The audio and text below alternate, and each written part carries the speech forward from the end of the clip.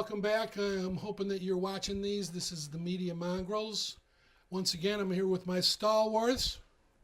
James Rome. And Joey Nicholas. And I'm Jeff Badiato, your hostess with the mostest.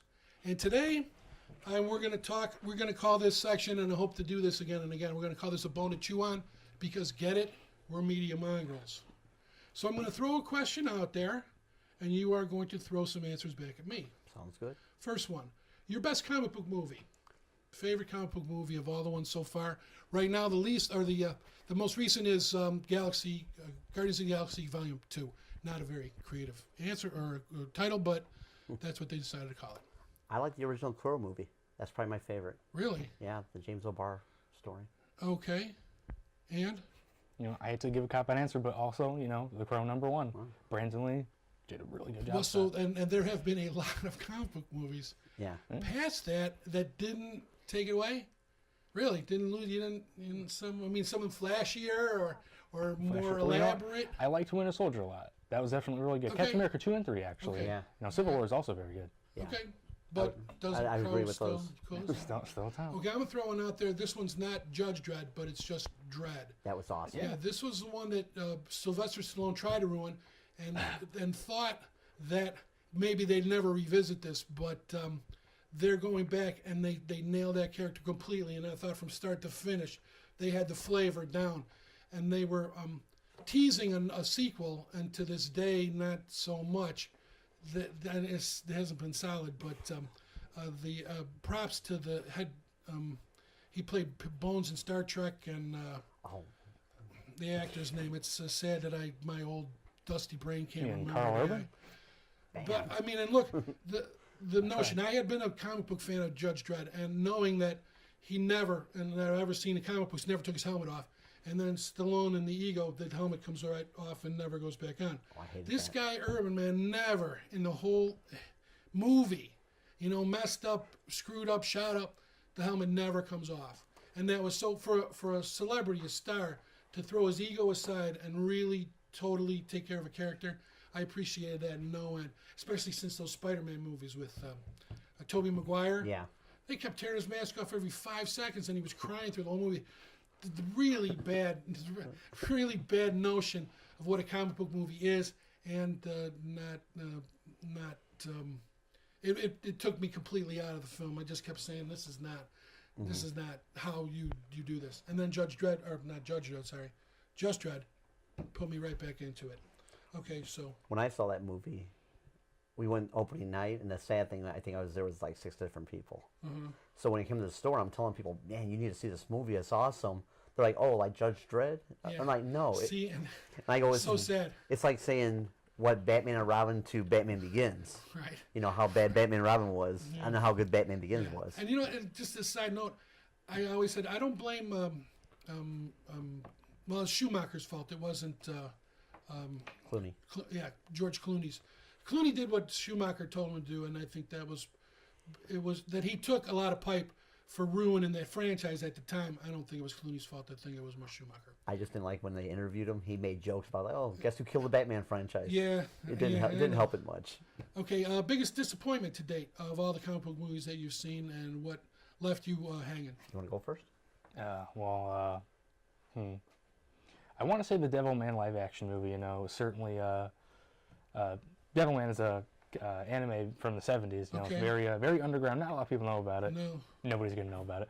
But it definitely, with the right direction and maybe special effects, could have really worked. But just I don't know, they didn't really do it. So you were excited to see that they had actually done the property, and then sad to see that they kind of messed it up. Early 2000s, early 2000s Japan, they're sort of, mock Hollywood stuff, just, I don't know. Yeah. What disappointed about you? Iron Man 3. I left mad. Yeah, not the greatest in the Marvel pantheon. Not the best. That whole Mandarin deal was bad. It was bad. And that's Iron Man's really only memorable character, and they make him Austin Powers. The Nemesis thing. And it was a twist, but I think it kind of actually failed. Shoot. What would have been I put this out there for you guys. I don't really know or remember what it was. Oh, well, this is not superhero-ish, but I did walk out on Fantastic Beasts. Okay. Not a big Potter fan per se, but I thought what I had seen of the promos, thought maybe this might have been a cut or taken a little different tact. But the first hour of that for me was unwatchable. I had left the theater. I could fall asleep. Sad but true. Yeah, I thought you were going to say Judge Dredd. No, well, Judge Dredd is I've watched the first 2 minutes, saw him take the helmet off and never finished the movie. Oh, okay. So disappointed. You didn't miss I wasn't much. as invested as later because I had the comics and I liked the comics better anyway. Thinking that was a dead franchise, but hey, they totally brought that back, and that was a really encouraging step in the right direction. I used to go to this place in Highland, and he used to get me the newspapers of the 2080 ones. He used to order those for me. That's pretty cool back in the 80s. I mean, and that's all the blood. It's R-rated for a reason. Pretty bloody, pretty hard to watch in a lot of spots, but that's the comic book. Yeah. Okay, and for last and all, Stan Lee. What do you think of Stan Lee? Stan Lee's the godfather of comics. I mean, a lot of people. I mean, I think Lee and Kirby are equally as important in the thing. It's not just all Stan Lee. Yeah. You know, it's art and story. Right. And then you hear stories where Stan Lee would say, "Hey, there's an idea. There's a lizard man, and Spider-Man's going to fight him in Florida. Go at it." And Kirby would draw everything and leave word balloons. Right. I think Kirby should got a little bit more credit than he got. A little more than a little. Yeah. But that's valid. But Lee also, he was the face of the company.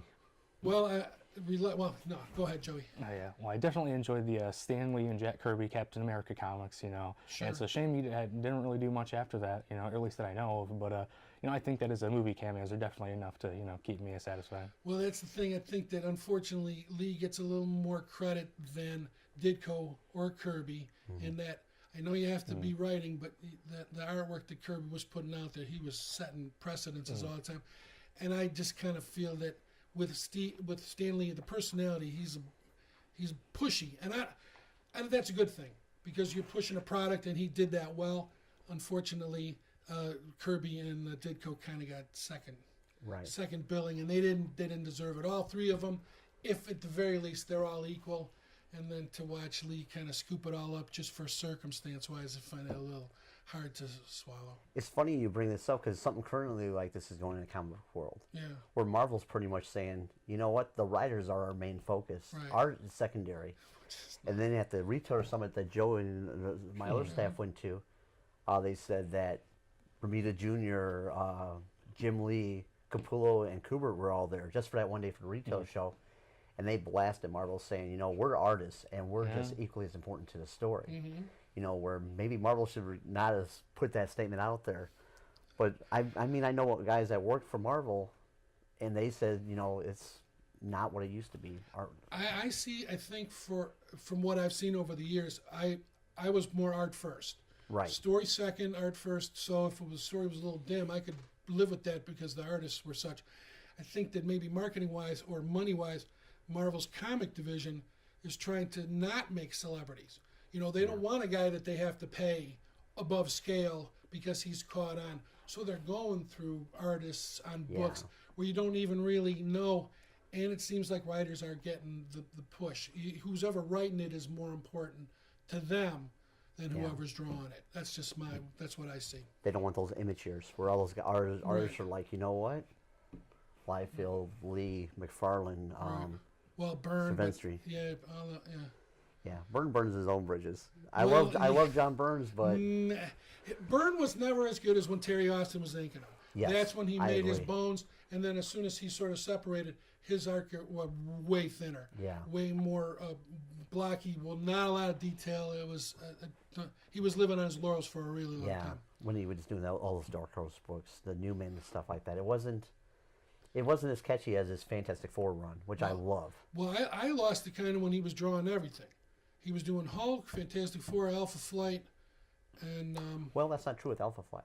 Alpha Flight and Hulk at that time, okay, the creative teams switched teams where Mignola who was with the Hulk, went to Alpha Flight, and John Burns, who was Alpha Flight, went to the Hulk. Well, still, but the volume of drawing Oh, that yeah. he was doing, I think he was sort of short shrift in his artwork, Yeah. so he could just make his deadlines. That Alpha Flight Yeah, with the snowblind book. like, we were talking about that before. There's like 6 pages of nothing. Some sort of snowstorm it was called, and it was just word Thunder. balloons. And I thought to myself, I wonder if he charged rate for these. Here, come on, Mike, you go to your editor and say, here's my pages. And you look at this, there's nothing here. Not even a Yeah, dot. for 6 pages, there's nothing. That cracked me up completely. But that was, Snowblind, that's the name of the yeah, story. that was it, Snowblind. Very funny. If you get a chance, maybe take a Yeah. look at Alpha somebody's Flight. collection. And It's in the what's in the Alpha first Flight. 12 issues. Yeah, it's early on. Yeah. But you could tell he was kind of way behind in his quota. He needed a way to catch up. And what better way to get paid for pages you don't draw on? Yeah. Anyway, all right, well, that's fun. Thank you for your insight and your participation. That's Media Mongrels for this edition. Please be sure to keep looking for us because we're going to keep trying to do this more and more. Let us know what you think. Comment on this stuff. Be nice, be civil, but hey, be real and be true and be honest. That's all I can ask you to do. So, Jim from Creative Comics. Thanks for having Go me. to Facebook. Joey, thanks for being here. Thanks for sticking around. And hopefully we'll see you next time.